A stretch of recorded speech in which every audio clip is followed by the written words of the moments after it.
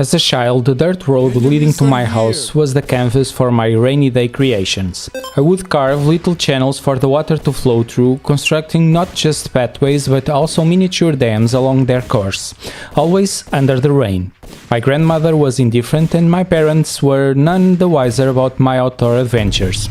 These memories resurface while playing Nexus Defenders.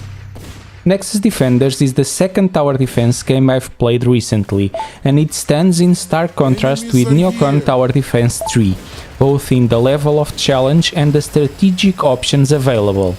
The game's narrative serves as a backdrop to the action, offering little more than light entertainment through amusing exchanges between characters. Initially it seemed more intricate, and I had hoped our dialogue choices would impact the unfolding events.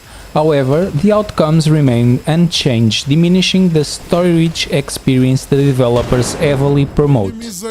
Once the gameplay commences, any concerns about the story quickly fade.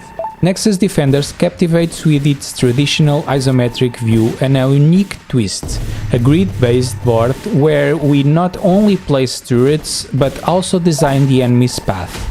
The goal is to extend the enemy's journey, maximizing their exposure to our defenses.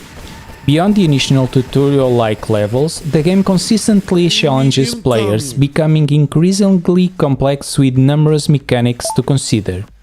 Moreover, the game features various turrets and timed power-ups which we can deploy provided they are available and we have sufficient energy to activate them.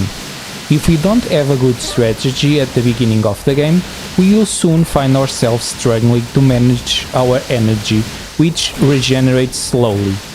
We'll also need to figure out which turret is the best for each situation, and in later levels we'll need to optimize our routes by considering each turret's area of activity. There are plenty of factors to consider in each level we play. In this game the focus is on synergies between different turrets rather than their quantity and complexity.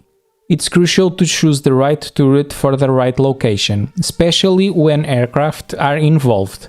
The optimal turret for countering aircraft only attacks them and any off-the-ground enemies, but with the right placement of other turrets to support it, we can find a balance of forces for our defense.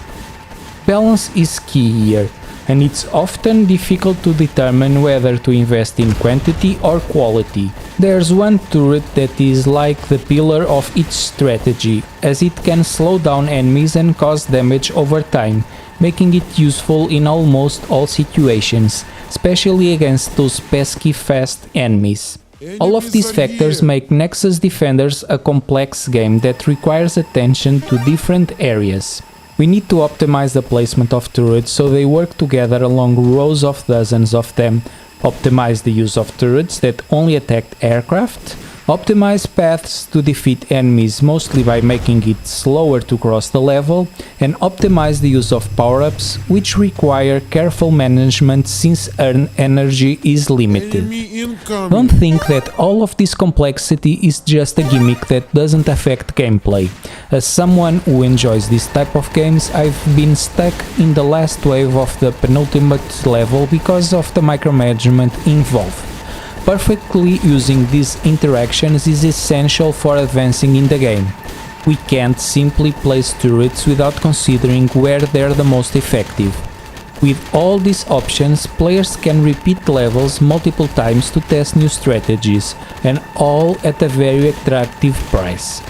Nexus Defenders is a little gem of a game. Challenging and full of options, easy to learn but very difficult to master, this is a game that I highly recommend to anyone who likes this genre. See you next time, guys. Bye!